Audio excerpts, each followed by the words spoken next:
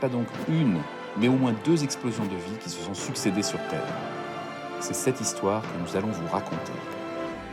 L'origine de la vie sur Terre, un vaste sujet sur lequel se penche Abderrazak El Albani, professeur à l'université de Poitiers, après avoir découvert que la vie multicellulaire existait depuis plus de 2 milliards d'années.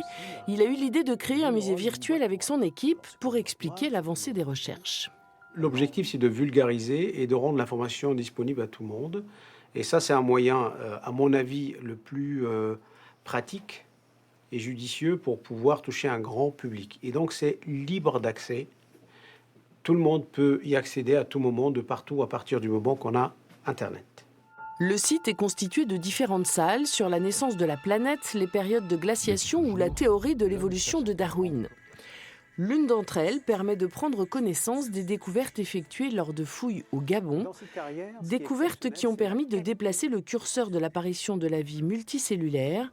Les fossiles sont passés dans un appareil microtomographique qui peut faire des clichés au millième de millimètre. C'est comme un scanner médical mais à haute résolution.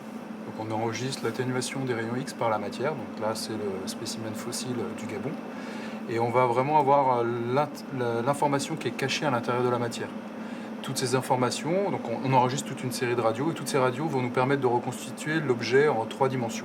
Et donc après on peut le couper virtuellement, accéder vraiment à sa structure interne et de manière non destructive et en 3 dimensions, de manière numérique. Sur les 600 spécimens découverts au Gabon, une quinzaine a pu être numérisée. L'animation 3D, c'est une animation qui est obtenue par les données de microtomographie. Et vous voyez, là, on a encore plus de détails. C'est-à-dire que sur les 16 spécimens, on est capable de voir d'une manière assez simple la biodiversité d'il y a 2,1 milliards d'années. C'est ça qui est important. Le site est amené à évoluer au fur et à mesure des découvertes. Il doit être traduit en anglais et en russe. Et Abderrazak El Albani aimerait proposer la visite avec un casque virtuel à l'avenir.